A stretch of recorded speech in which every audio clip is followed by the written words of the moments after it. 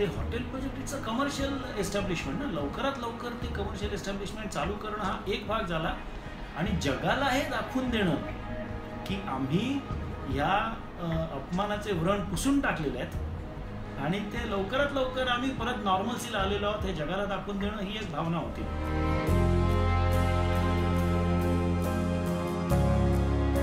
ताज ग्रुपने आम्हाला संपूर्ण फ्रीडम दिलं होतं की एकच फक्त त्यांचं म्हणणं होतं की हे लवकरात लवकर संपा.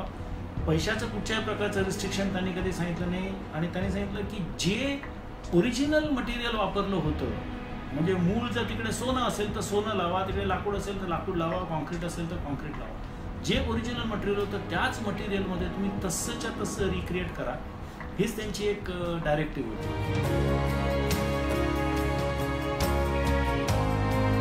मी सैनिक नाही किंवा डॉक्टर नाही, त्यामुळे एवढ्या प्रकारची मनुष्यहानी पाहणं किंवा एवढ्या प्रकारची स्ट्रक्चरला झालेली हानी, म्हणजे फायर डॅमेज स्ट्रक्चर्स आम्ही खूप केली आहेत, खूप पाहिली आहेत. ह्या प्रकारच्या प्रॉब्लेममुळे म्हणजे टेररिझममुळे फायर लागलेलं काम हे जगात मला वाटतं कोणालाही करायला मिळू नये.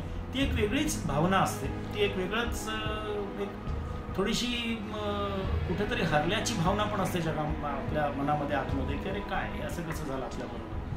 तर त्या भावनेने जेव्हा तुम्ही त्या स्ट्रक्चरमध्ये जाता, तिकडचं डॅमेज बघता आणि त्यांनी काय केलं टेररिस्टनी की पहिल्या 10-12 तासामध्ये त्यांनी जितकी मनुष्यहानी करता आली तेवढी केली.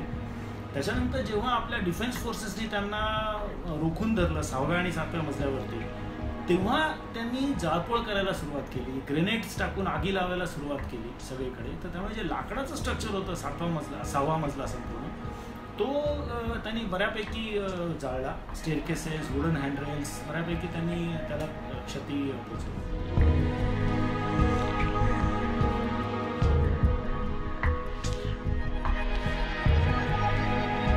म्हणजे माझं प्रत्युत्तर या हीन कृत्याला काय असू शकतं की आप जितना तोडोगे हम उतनी जल्दी उसको जोडेंगे, या भावनेनेच हे संपूर्ण काम केलं गेलं.